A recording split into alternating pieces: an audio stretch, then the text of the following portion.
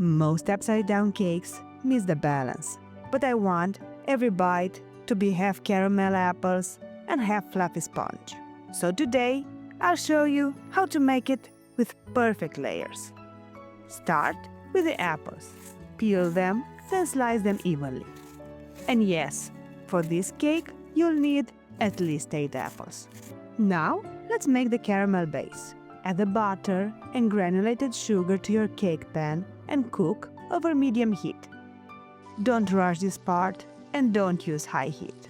Stir from time to time, just enough to help it melt and caramelize evenly. It should take about 3 to 4 minutes. Once the caramel is ready, arrange the apple slices over it. Then, sprinkle brown sugar and cinnamon on top and add small dollops of butter. Bake at 180 degrees Celsius for 20 minutes. While the apples bake, let's make the sponge batter. First, whip the egg whites to stiff peaks. This is what gives the sponge its airy texture. You want them firm but not over-whipped. In another bowl, mix the soft butter with sugar until creamy. Add the egg yolks one at a time, mixing well after each addition. This keeps the batter smooth and stable. Now, add the milk and vanilla and mix again. Then, add the flour, salt, and baking powder. Mix just until combined, but don't overdo it here, or the sponge will turn heavy. At this stage, the batter should look thick, and that's exactly what you want. Gently fold in the whipped egg whites, 1 spoonful at a time. Go slowly here because the goal is to keep as much air in the batter as possible. Finally, fold in the chopped walnuts. And this is one of my favorite details in the cake because they add a little crunch between the soft apples and the fluffy sponge. Take the pan out after the apples have pre-baked.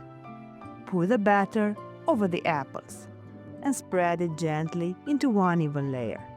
But try not to press too hard so you don't disturb the apple pattern underneath. Return the cake to the oven and bake for another 20 to 25 minutes or until the toothpick comes out clean. Take the cake out and let it cool for about 10 minutes. Run a knife around the edges. Place a wide plate over the pan.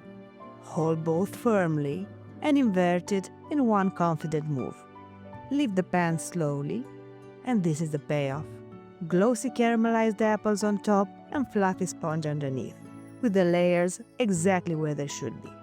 While we let the cake cool, let's make the whipped cream. Whip heavy cream with sugar and a little vanilla until thick and creamy, about 3 to 4 minutes. Once the cake has cooled completely, finish it with the whipped cream, then add any extra toppings you like. Let it sit for 1 to 2 hours in the fridge, then serve. And that's exactly how I like my upside-down apple cake to look like. A proper balance where every bite tastes like half caramel apples and half fluffy sponge. This being said, thank you for cooking along with me today. And until next time, stay nerdy and keep cooking.